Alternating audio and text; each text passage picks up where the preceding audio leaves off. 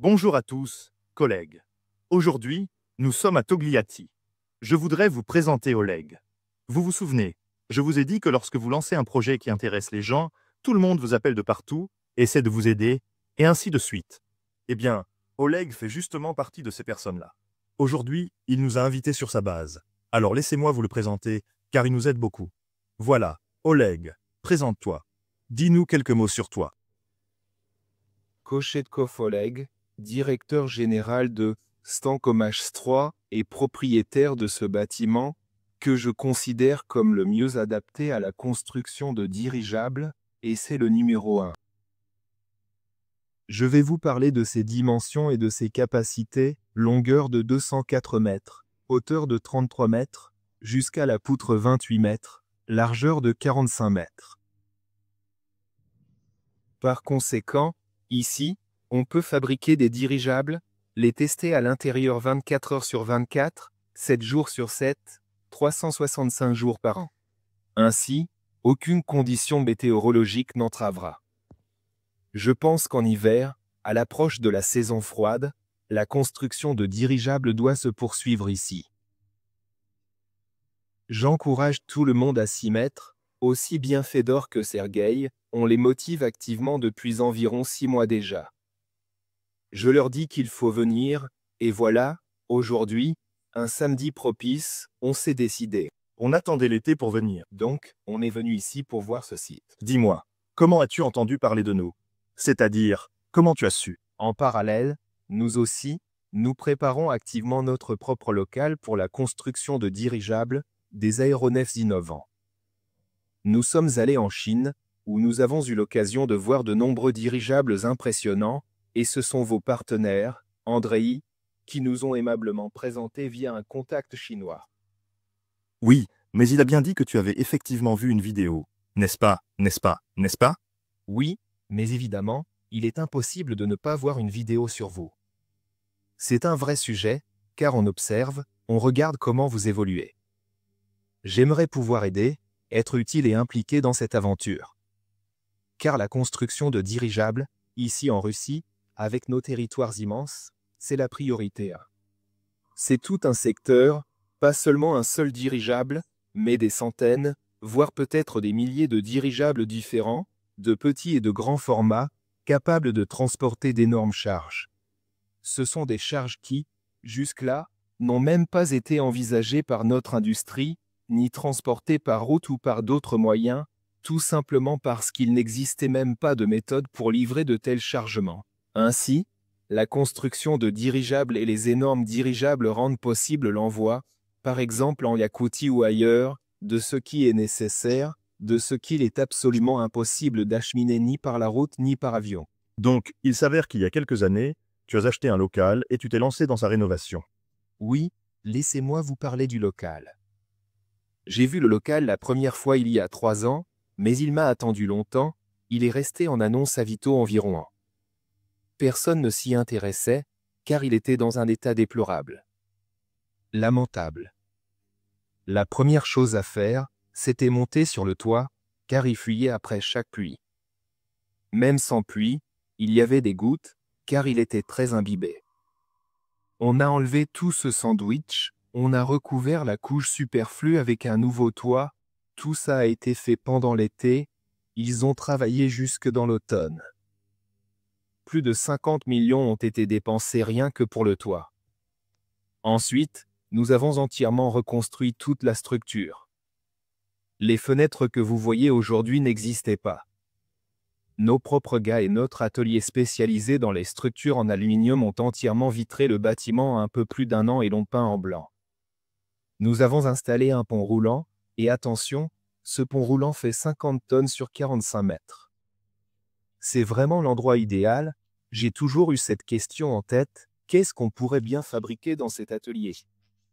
Et puis, il y a un peu plus d'1 an, l'idée m'est venue précisément, un dirigeable. Oui, tu fais partie de ceux, d'ailleurs, qui inspirent vraiment confiance quand ils affirment que les dirigeables, c'est l'avenir, surtout quand des gens comme toi en parlent. Parlons un peu de ce qu'il y a ici en ce moment. Je vois que tu as pas mal de machines installées ici. Partageons simplement, tu l'as dit modestement, que tu es le propriétaire de cet atelier Stancom H3. Dis-nous concrètement ce que tu fais. Avant tout, je fabrique des machines utiles, des équipements pour le travail des métaux. L'entreprise principale, à l'heure actuelle, est située dans la ville de Pinza. C'était un site supplémentaire que nous avions envisagé pour la production et l'installation ici des premières grandes machines. Des fraiseuses à portique avec de grandes tables, 3, disons, pour 12 alaiseuses horizontales, et toute cette zone devait, en gros, être équipée de ces machines. Elles devaient être mises en service. Mais aujourd'hui, nous avons revu nos objectifs et nos réalisations, et nous pensons que c'est ici, en priorité, que la construction de dirigeables doit se faire. Quant aux machines, on peut toujours les déplacer dans des ateliers un peu moins grands, parce que celui-ci est vraiment trop vaste pour l'usinage des métaux et des pièces. Ce n'est pas le premier site que nous visitons avec toi. Nous étions à Żułkowski. Dis-nous, par quel endroit as-tu commencé? Nous avons d'abord été à Lidcarino. Lidcarino, un bon atelier, 3200 mètres carrés, ici 9300, là-bas 3200, une travée de 30 mètres avec hauteur de 20, et 2 ponts roulants de 32 tonnes chacun, et des portes de 10 sur 10, et de l'autre 10 sur 10, alors qu'ici elles font 10,5 sur 19. Et Żułkowski, c'est un sujet très sérieux. Żułkowski, c'est le futur technoparc de la construction de machines utiles, d'automatisation et de robotique.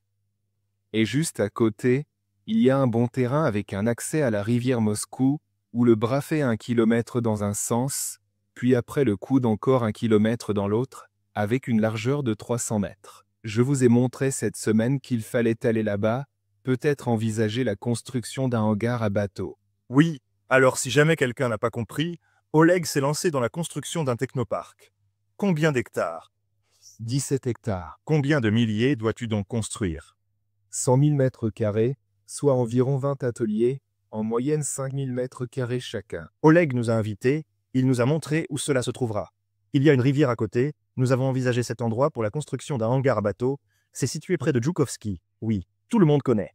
Tu te souviens, on est allé ensemble jusqu'à Taganka, en moins de 30 minutes sans se presser. C'est très pratique, c'est la proche banlieue de Moscou. Nous allons continuer les recherches.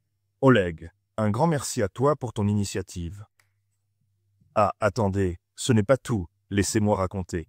Oleg nous a aussi montré son site à Dubaï, puisque nous prévoyons une expansion internationale, et Dubaï est une plateforme assez intéressante. Bien sûr, Oleg n'a pas un espace aussi vaste, mais c'est juste à côté de l'aéroport d'Al Maktoum, qui est en construction. Là-bas aussi, rappelle-nous, tu as combien de mètres carrés?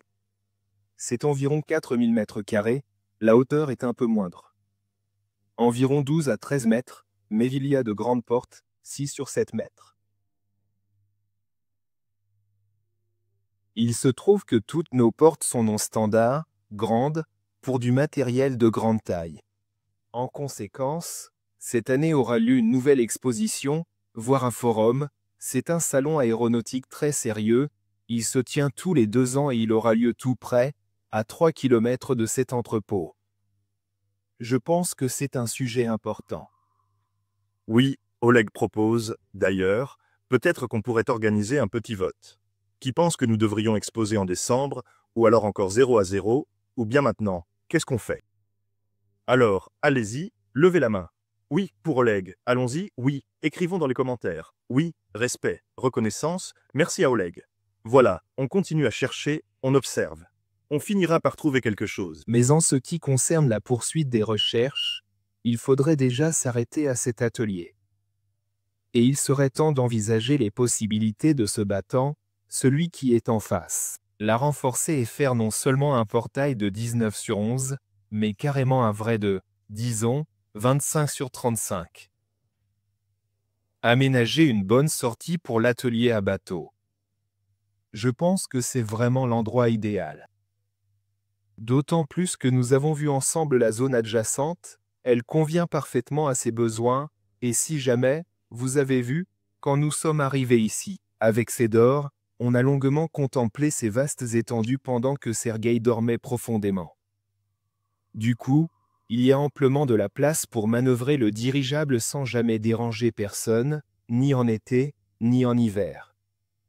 Super, je te dis oui, génial. Tout est parfait. Merci.